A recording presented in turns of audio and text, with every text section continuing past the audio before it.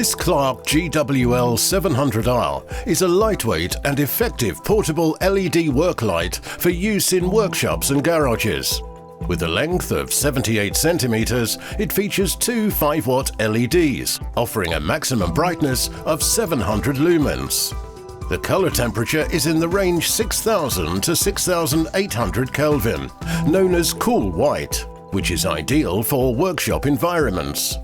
The GWL700R is powered by its own internal lithium battery, which is charged with the supplied micro USB charging cable. The built-in green LEDs show the battery state of charge.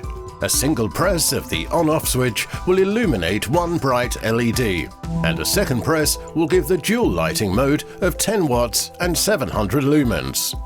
The two magnets on the base of the unit allow it to be secured to metal fixtures, fittings, car bonnets or car lifts, with the benefit of a tilt adjustment of 90 degrees to aid with the direction of the light.